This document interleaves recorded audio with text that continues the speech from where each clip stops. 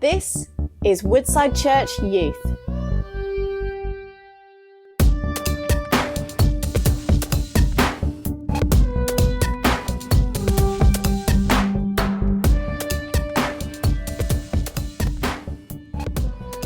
Hey everyone, welcome to the Woodside Youth Podcast. For those who don't know, my name is Loushaé and I'm part of the youth team here at Woodside Church. I hope you're all doing okay. I hope you're all keeping safe in this time, and it's lovely to see you, even if it's virtually and not in real life. I hope that'll be soon at some point. So today I'm going to kind of carry on the series of the fruits of the Spirit, as we've been doing on the Woodside Youth podcast or the Woodside Youth video so far. And I've got self-control today, which is the last one of the fruits of the Spirit, I believe, but by no means the least. So you would have covered all the other ones so far. But I'm going to start us off by reading through Galatians 5:22, just as a reminder for all of us. So Galatians 5:22 says, "But the Holy Spirit produces this kind of fruit in our lives: love, joy, peace, patience, kindness, goodness, faithfulness, gentleness, and self-control. There is no law against these things." So obviously, if you've been listening to all the different Woodside Youth podcasts and the videos, you know that all these fruits are obviously really important. They're all really important in their own different ways, and I'm sure the leaders have all done really well explaining why they're all useful in their own different ways and what they'll mean to all of us. So one of the self-control, one of those fruits where I almost feel like it's a lot of times dismissed and a lot of times ignored, because it seems something really obvious, something that we all automatically do, something that doesn't require too much work. But I'm hoping to pack a bit today about why it is so important and how we can apply it to our lives, and why self-control is such an important thing to have in everyday today life, but also in times like this where things are a bit different than normal. So according to the dictionary, the self-control as a definition means the ability to control yourself, especially in difficult times. Some people would call it self-discipline or self-restraint. And this is normally about our desires, our emotions, and how we react to things. So obviously, as you can hear from that, it's something that is actually really important to do, because we need to do it every day to day, every single day. And sometimes you think about it in a big things, like I'm going to make sure I don't do this really big thing in this really big moment. But also, it's important little things. So for example, something as simple as a bedtime, which I know the more old you get, the less a bedtime is important. But something as simple as going to bed at a decent time at night would have an impact on how you feel the next day. So controlling yourself and having some discipline on what time you go to bed and what time you wake up is really helpful for the rest of the day, because you're not shattered and you're like wide awake and like actually functioning for the day ahead. And in the long term as well, to having the discipline to have a continued good night's sleep over a few weeks means that you're better equipped as you're in your body to like fight things off and that kind of thing. So something as small as a bedtime can have a massive impact down the line, which is again comes to discipline and control and being able to control that in yourself. So can you imagine how important self-control is at the point in time? Because imagine if no one had any self-control at all. Like the world being absolute chaos, because everyone would do what they wanted to do when they felt like it, and they wouldn't be controlling and disciplined in what they're doing.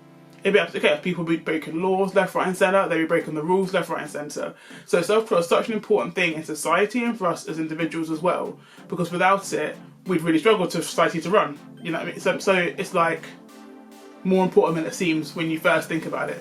And I always like to think about it in the sense of if you're looking at a class of toddlers or like 2 or 3 year olds, that kind of thing, that kind of age, in that a lot of the time they do what they want to do. Now, whether that's a good thing or not is not the point. The point is they will do what they want to do, what they enjoy doing, what is fun, what's exciting. And more often than not, that creates chaos. If you left a group of 2 or 3 year olds to do whatever they wanted to do, they'd be drawing on the walls, they'd be running in the street, they'd be picking stuff up, they'd be causing essentially havoc. But we have people around, adults around, and that kind of parents around, to kind of say to them, let's not do that thing that's really crazy, that looks really fun, but it's actually really dangerous. Let's look at it and do it in a safe way. So we have people around us to help us control things. So as a toddler, you learn, as you get older, you learn to have self-control. You learn to control your action, you can learn to do the right thing in situations. So obviously that comes with practice. That's not something that's really simple to do. It comes with practice.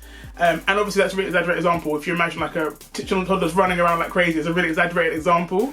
But the point there is we need control. And self-control is what everyone's responsibility to kind of do as well.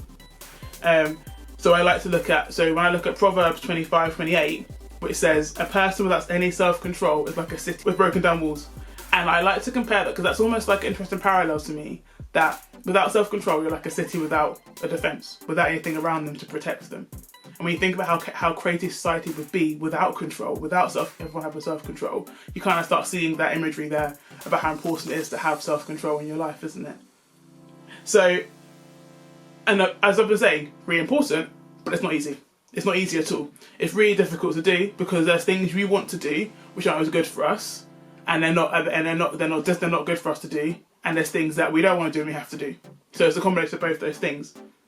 So for me, something that would be really difficult for me in terms of self-restraint and restraining myself and discipline is food. Because those who know me know I love food. I love eating. I plan my day around food a lot of the time. So I love eating. So one of the things I have to do is restrain myself from eating the additional bag of crisps, the extra bag of sweets, the extra bag of Skittles, extra bag of whatever it is.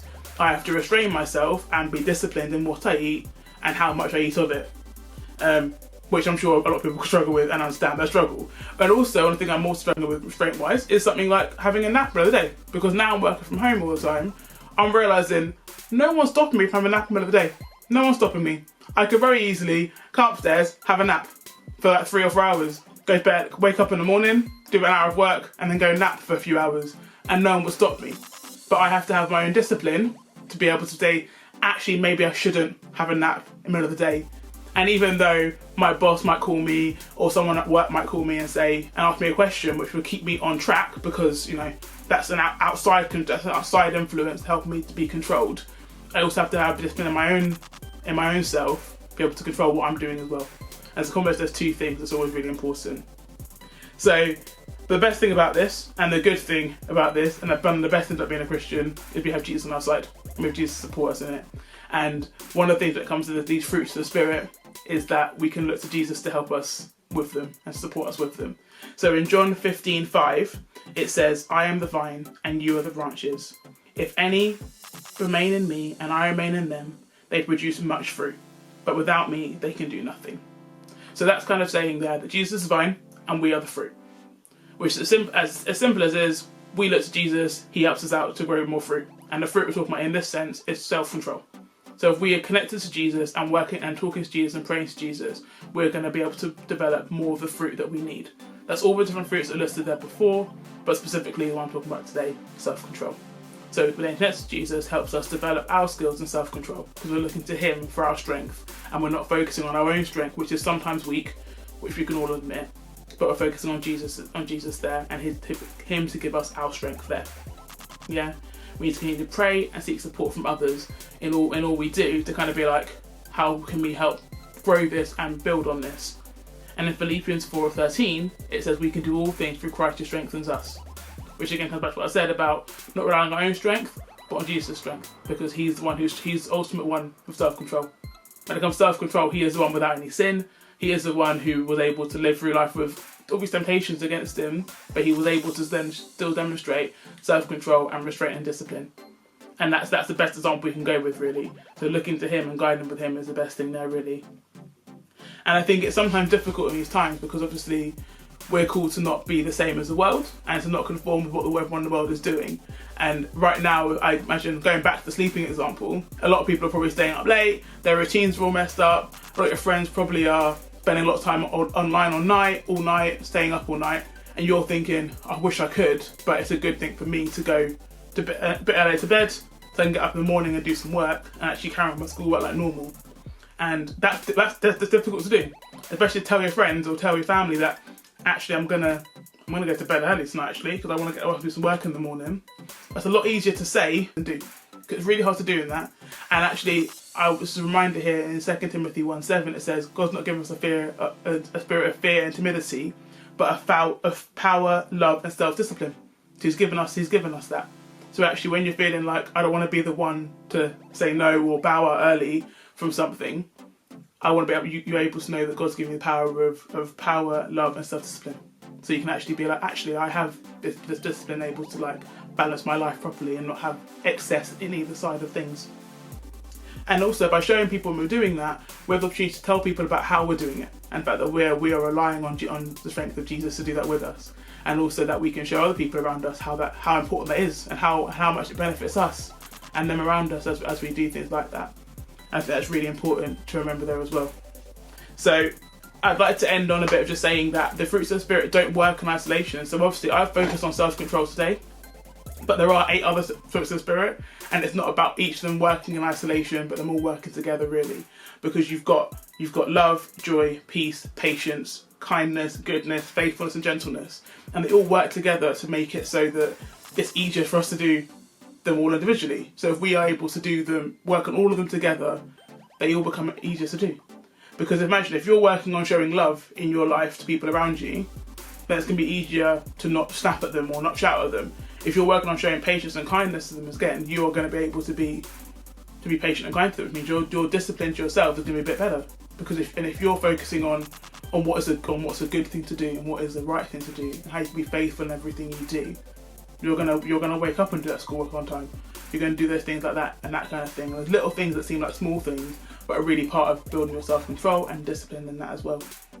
So if you're going to show love to your family at home, for example, show love and kindness, you're not going to shout at your brother or sister or mum or dad for stealing that last bit of chocolate bar. You're going to be kind about it.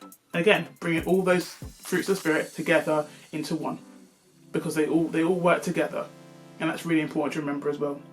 So for this week, have a think maybe about how you can exercise self-control at home, how you can share it with your family, to your friends, to the people you're talking to virtually. Maybe think about how you can exercise self-control in the situations that come up this week and beyond as well. And continue praying about how we continue to grow in our self-control and how we kind of develop that, which is such an important skill to have as well. But remember, it's not always easy, but we have Jesus to support us in it and help us through it. So we don't have to rely on our own strength in that sense. So thank you very much, guys, for listening to this. I hope you made it to the end. It's been lovely chatting to you virtually. Hope to see you all at some point, however that looks. And I hope you're keeping safe and well. Thanks very much. Bye.